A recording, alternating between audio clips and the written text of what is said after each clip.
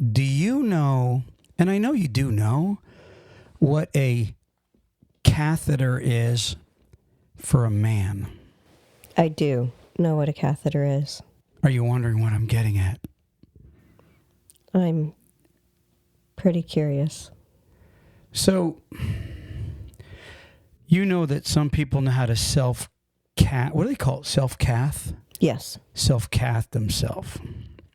So apparently, the newest, I don't want to say trend, and because I don't think most people know about this quite yet in trucking, but you know the epidemic with drug failures. Yes. There's a kit you can buy with a catheter, right, to where you, and just so I'm clear on a catheter for a guy, you have to have it's a tube, right, that is inserted into the male genitalia, and it's pushed all the way up the genitalia to the bladder. Is that correct? Correct. That is correct. Mm-hmm. Okay, so,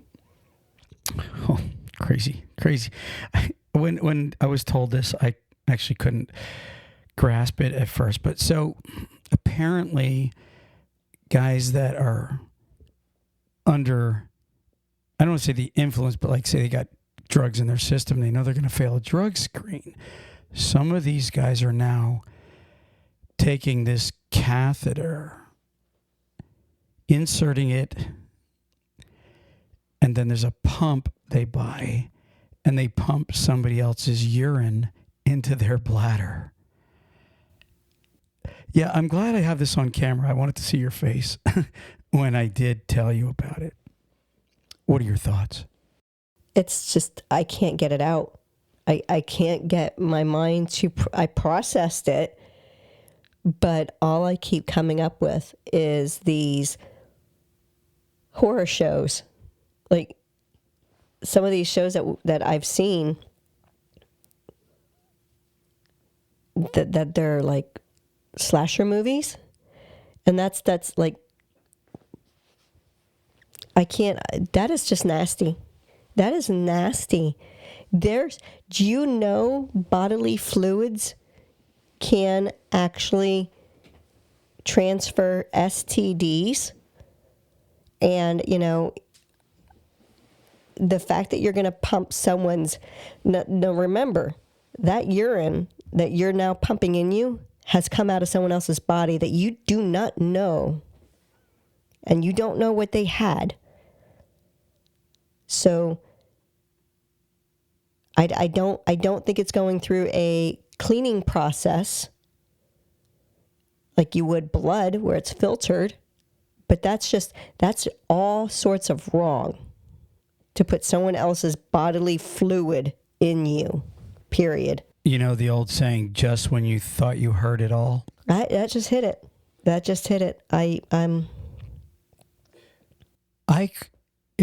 I think that, obviously, I think the best way to avoid failing a drug screen is stay away from the drugs. Don't do drugs. Right, but second choice is just don't go to work when you know you got to do a drug screen, because I can't, first off, it sends a chill up my spine to even think about shoving something up me. I'm trying to keep it clean. It makes me cringe.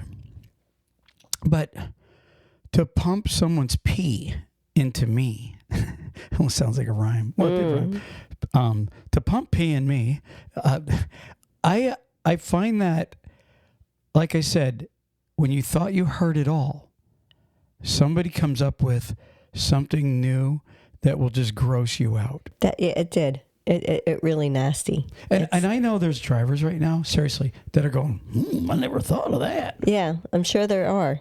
How do I get that? I'm sure there are a few that are thinking that. Hey, Martha, can you go online to Google and get one of them kits? All I got to say, drivers, is if you're going to really be stupid enough to do that, and you have no idea whose urine you're getting, or if you're using someone else's urine, like I said, you don't know what... There's so many UTIs to get with. And I could tell you right now, you can get a UTI from a catheter. So if you want to give yourself an infection, have fun with it. But you also don't know what that person's urine has that you're just shoving up you. And if it happens to be the wrong sex and you are now peeing out someone's opposite sex urine. I don't know if they check DNA in the drug screen. But other things can come up, like pregnancies. That's how they test for pregnancy, is usually through the urine. Now, I doubt they're going to automatically be doing that, but it could raise a marker if that person's taken prenatal vitamins or certain things for them. Yeah, no, I just... There's another disclaimer. I'm not a doctor. I don't know. I just thought it was kind of interesting. Nasty. You know, some of the lengths people will go to. Because, you know, we get the stories, you know, from trucking companies, drivers. In fact, I know a trucking company this week that had 2 drug failures, and he said that they both showed up with their wife's urine thinking they would pass the drug screen. So drivers, I will tell you, 99.9% of the time when you put a condom of pee and you tape it to under your armpit or to your stomach thinking your body temperature is going to keep that, that's usually how they catch them, is because the temperatures, there's only like I think a 5-degree leeway on the test. So if you're above or below, you're in trouble. And I've heard of guys trying to take, you know, a balloon with pee in it and shoving it up their rectum to keep it warm up there. I mean, I'm just saying, I've heard of that too. But a lot of times that doesn't work, especially if it breaks up there. That would be nasty. But hey, his water broke. Images. but from their ass. It's just crazy. I mean, I sharted. Sharted? He sharted. No, but seriously, reeling this in. I just, when I heard this the other day, the person I was talking to, I said, I absolutely have to put this on the podcast. I wish I could use your name, but of course, he wouldn't want his name. I mean, he may not have cared, but the bottom line is, companies are knowing this stuff, so you're not going to get past it. Yeah. So anyway, so for all you drivers out there that are thinking, I might just look into this. Don't look into it. Just don't do drugs. There's people that are gross enough to do it. That's just nasty.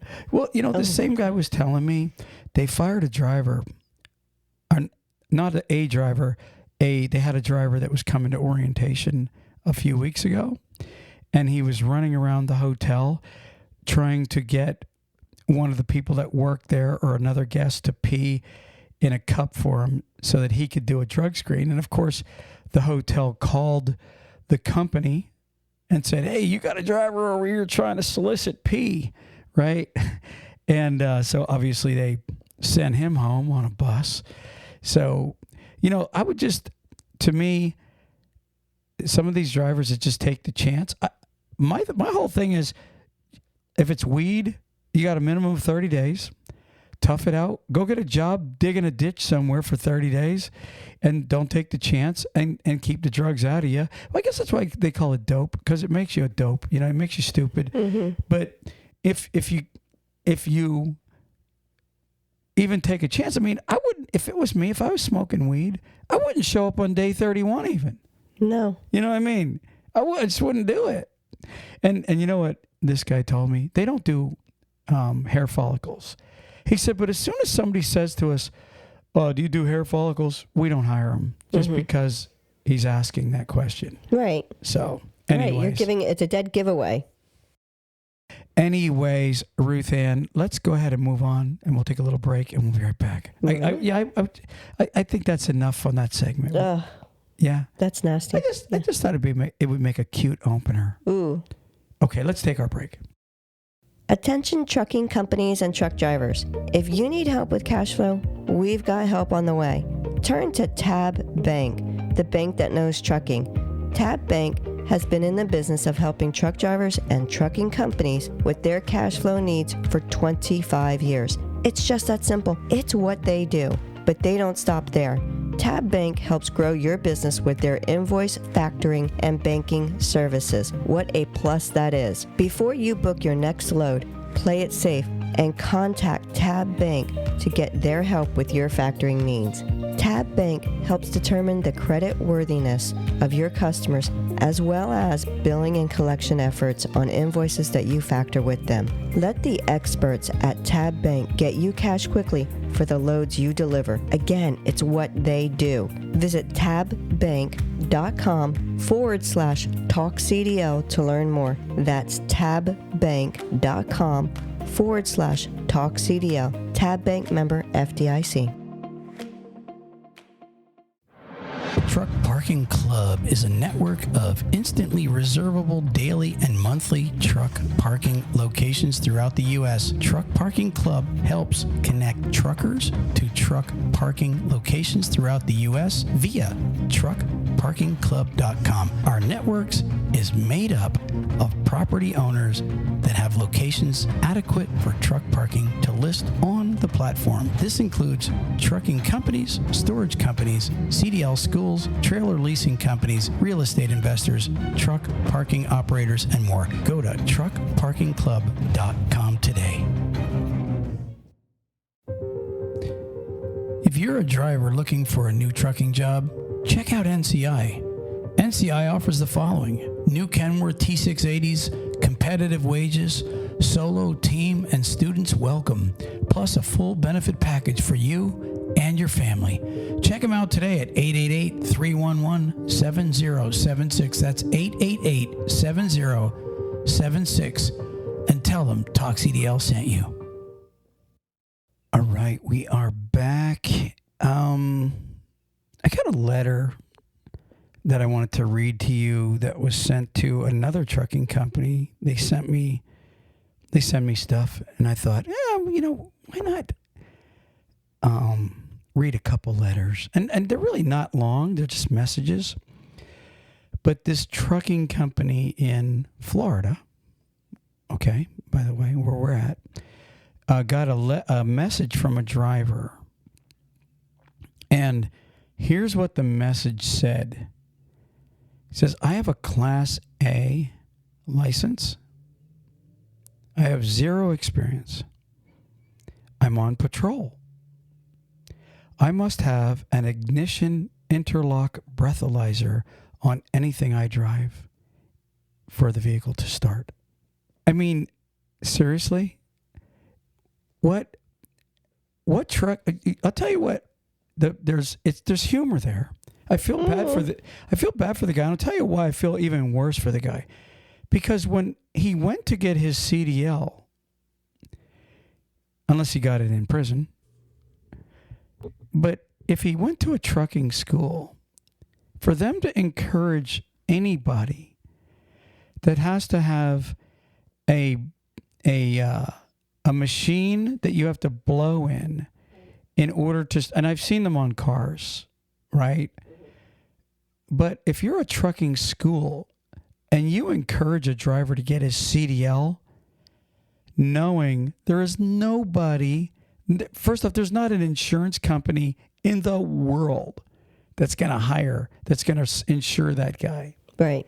Second off, there isn't a trucking company safety director that's going to say, oh, let's take a chance on him. Mm-hmm. And number three, if it's a small trucking company, I think even a few small companies, the small companies would also have enough sense to say, no way.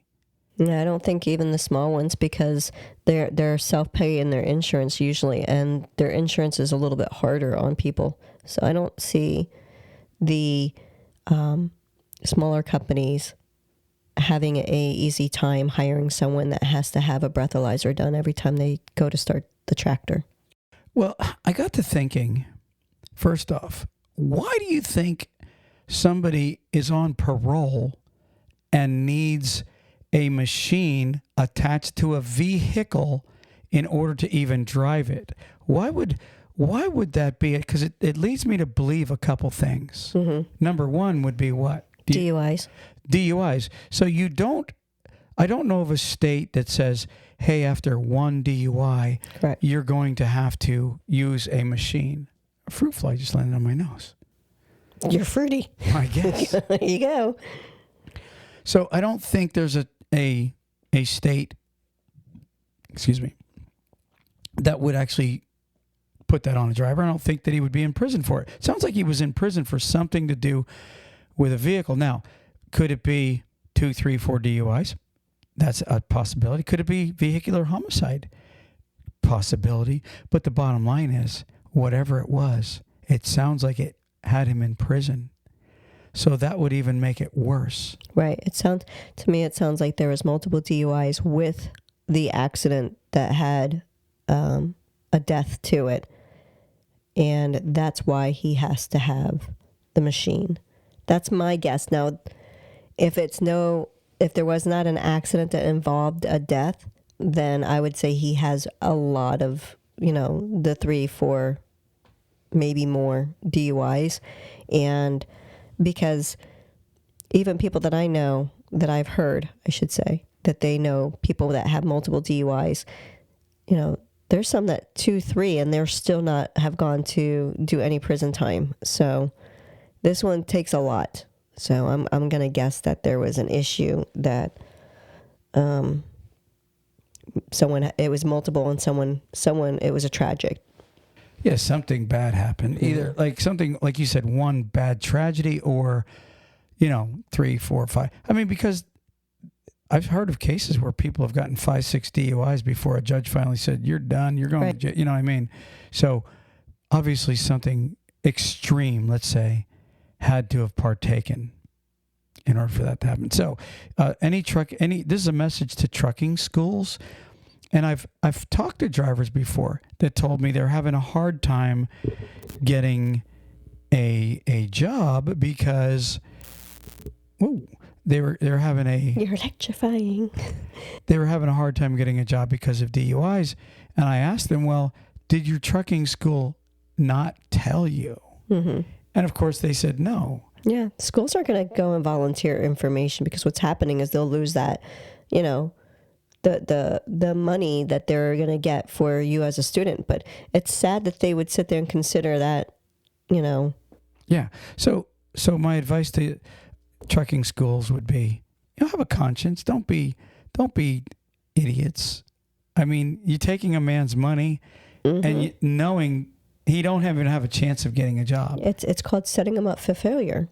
Yeah, there's absolutely, again, it's like trying to, hit the lottery. So there's absolutely no. So that would be my advice. Trucking schools, you should be ashamed. Second letter. I got another letter here that somebody sent me. Are you ready for this one? Sure. Hi. Do you have a CDL class? So it's a guy wanting a trucking, he wants a Class A CDL. He says, do you by chance have a Class A CDL school that will help me with reading the test? Literally. He can't read. So he's needing somebody to sit with him and help read. That's sad. Well, I mean, first off, I feel bad for anybody that can't read. Mm-hmm. We actually had a guy in our church that couldn't read forever. And the guy was in his in his 70s, and he never learned how to read. But what was magic about him, he had a driver's license. Mm-hmm. And so, we always, I guess, it was probably back in the day when they just pushed you through. No, you know what? And here's another thing is people can read. It's just probably a low, like elementary grade reading level versus a higher education, maybe high school or so, that you would need for some of the reading. But still, you can actually get tutored in reading. So right. I mean, there's people out there that can't read at all. I know someone that's dyslexic, and they had a very hard time at reading. And what got this person to be able to read at a great level Okay. was the phone, texting and stuff. They're reading, like they would voice it and text it, and they'd physically see it, and that helped them understand letters. Okay, so let's reel this back in, because this is a Class A CDL, 80,000 pounds, and let's just concentrate on that for just a second. I think it's crazy that he can't read. Right. So, anyways, the trucking company wrote back to him and said, first off, you have to know the English language and have to know how to read the English language. Okay. Mm-hmm. Second off, they wrote, you also have to be able to read the road signs. Right. And everything that's out there on the road. Correct. You know, maybe like you said, somebody might get used to speed limit, 70 miles an hour, Mm-hmm. or yield, right? Mm-hmm. They might get used to that. But what about like a lot of these digital signs where it says, accident up ahead, or this, or, there's in emergencies with Mm-hmm. instruction on the interstate. Correct. If you can't read, okay, I'm not sorry, okay, that what I'm about to say, but you don't deserve a Class A CDL. I think reading should come before the man getting a CDL and going forth. Okay, there's so many regulations now in trucking that you've got to know what you're doing out there on the road. I agree so much, because not only is it someone in this kind of situation where they don't know how to read and they're trying to get into the industry, but the ones that America don't put everything in other languages, and you have people from other countries that come over here, they get their CDL, but they're driving down the road from Europe, Mexico, all these other countries. And like you said, those emergency signs that, they'll come up with something, or certain other little things, they're not going to be able to understand what those say either. So it's something that you really have to watch and get yourself prepared for, to be driving on these roads. You don't want to end up taking a chance. Exactly. I agree 100%.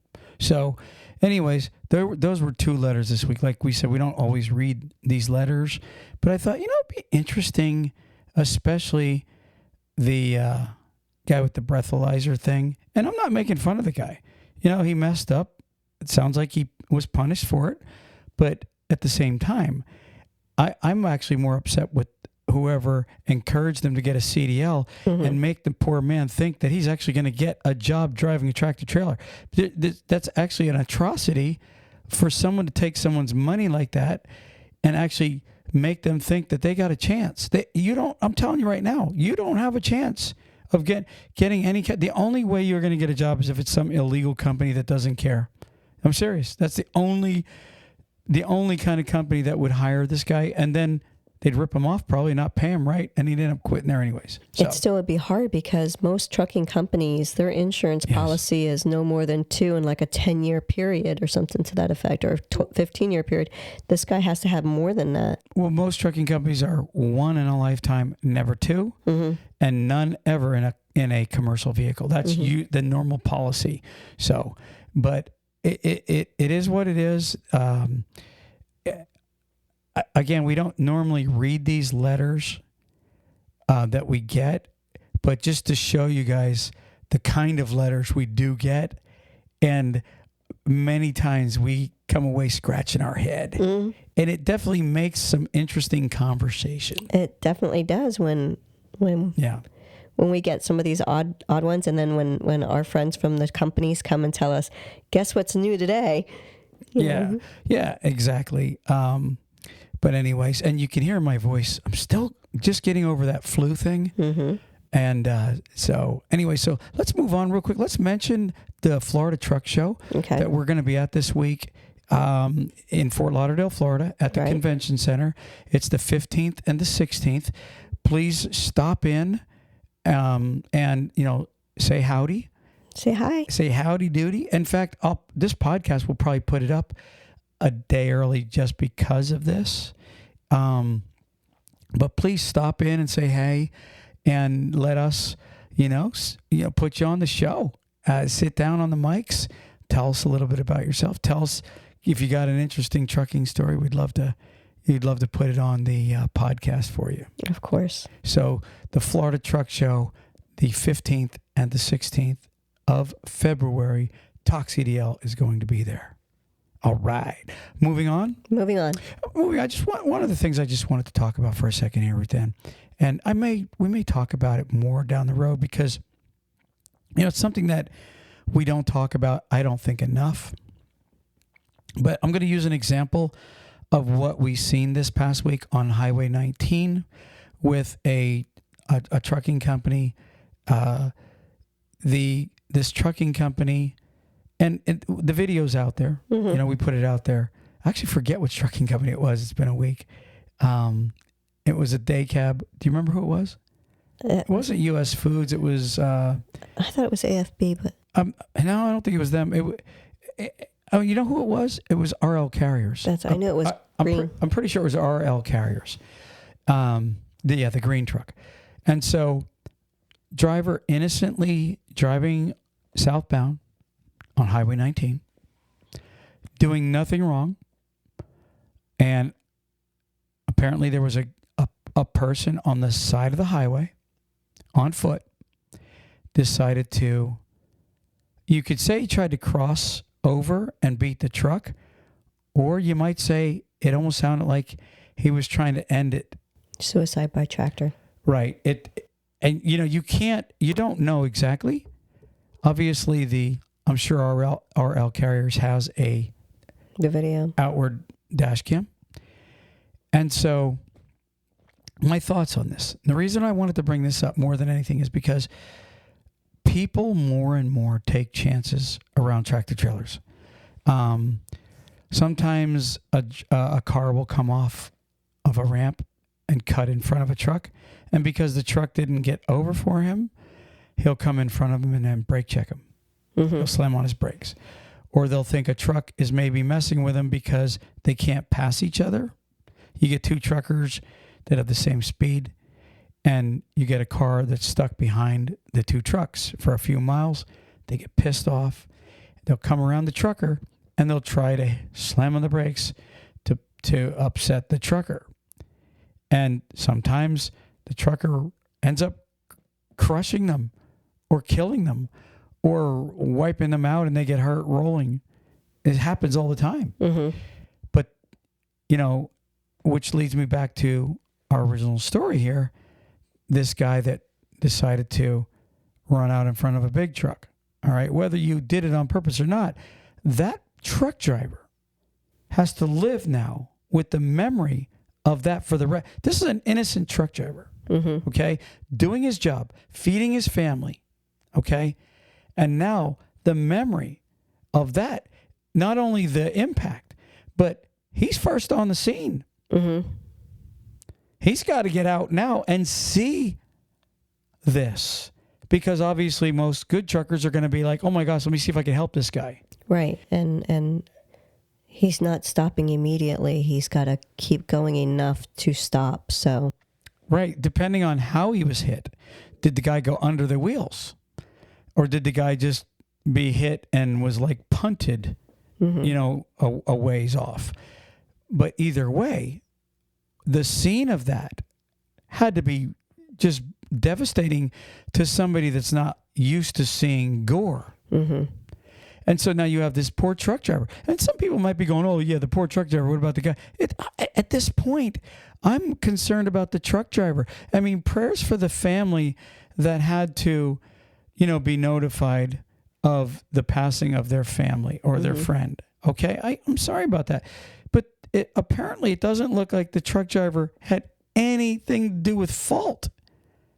And yet he's the guy that now has to wake up in the middle of the night and be thinking about, he may, to be honest with you, he may never drive again. He might not. I mean, that could be... It's devastating to somebody. You don't know what age that person is. You don't even know what kind of, I don't want to say mental state that driver was in prior, but you don't know, you have different types of people. You have some that are a little bit stronger than others mentally, where they're not as, you have your introvert and you have your extroverts. So you have a different kind of people that the way they absorb stuff. You're thinking above my pay grade there. I don't even know those words.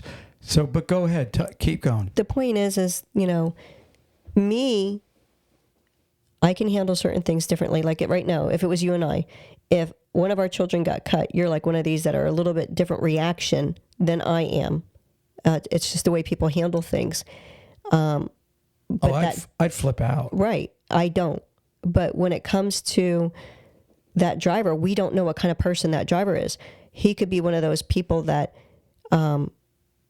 if something tragic happens to them, that they can't process it as easily, and it takes a lot more time, therapies, different stuff like that, where some people, they have a different way of processing it. Not saying that how they micromanage it in their mind, but either way, it's got to bother them. Exactly. Whether they buried inside them and it comes out later, right, or they're just messed up from the moment it happens. And he could have had other stuff that was going to make it difficult to begin with. You know what I'm saying? Right. And so going back to the other stuff, you cut a trucker off in traffic and he runs into you, right? Maybe you don't get hurt, but because you cut him off on purpose or brake checked him on purpose, now the poor guy gets fired maybe because it's a rear end accident. Or maybe you do get hurt. Maybe there's little kids in the vehicle and they get hurt. What a conscience. If I hurt some little kids, it would really be upsetting to me. And so you guys that are in four-wheelers, you think just because he's in this big giant truck, he's a big tough trucker. Truck drivers have feelings and they have conscience.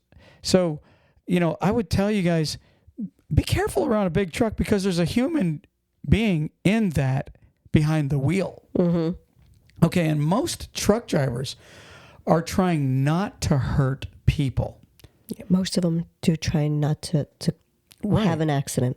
Most of them have sense and they don't want somebody hurt. They don't want to be in an accident. No matter what you do to them, most truck drivers are professional and don't want to be involved in an accident. And so I would tell everybody out there that if you get behind two trucks that can't pass each other, most likely they can't because of the truck, not because they're intentionally wanting to hold you up. And the other thing would be if you're trying to cross traffic, okay, and you think you're going to beat the trucker, or you're at a stop sign in your car and you think, I'll tell you what, I had a guy, you were with me earlier today or yesterday. Can't even remember when it was. I said, do you remember me saying that guy just pulled out, right? With absolutely nobody behind us. That was today. Right. So that's how bad my memory is. So it's like the guy, he's at a stop sign and he's waiting and then he darts out. And I'm thinking, okay, you just pulled out at the last second and we have to hit the brake. If you'd have waited 2 more seconds, there was absolutely 0 people coming either way. But yet you took that chance. So I would tell everybody, slow down. Take your time. Get home alive. 80,000-pound tractor trailers show no mercy. But the guy behind the wheel, he might be merciful and he might be broken because of your stupid move. So be more careful around big trucks. Start respecting us. Start respecting the American truck driver. That's all I got to say, Ruth Ann. It was a tragic. I feel bad for the family that lost this guy's life. Obviously, I don't know if I said it, but the guy did pass away. The family that lost this guy, I feel bad for them, but I also really feel bad for the truck driver that had to actually be on scene and feel, and maybe even deep down inside think, what could I have done to avoid that? I'm glad that the trucker didn't roll over and wreck. I am. I'm not glad that the guy was hit. I'm just like, wow, that is crazy. And that could have been worse. Yeah. So anyways, that's my podcast for the week. Y'all just make sure that you get down to the Florida Truck Show. Ruth Ann, you got the word of the day? I do. You do? Good. Let's hear it. Let's hear that word. Let me turn up the mic for you. Go ahead. Ultronius. Ultronius? Ultronius. Ultronius. U-L or A-L? ULTRONEOUS. Okay. You just give me the definition. Spontaneous or voluntary. Wait. Okay. Spontaneous or voluntary. Give me a sentence. Our host made an Ultronius offer at the end of the afternoon to make us supper. If I win the lottery, I will take Ultronius vacations whenever the mood hits me. Okay. Be Ultronius this Valentine's Day. Ruth Ann, we're out of here. Peace. Peace. Praise the Lord.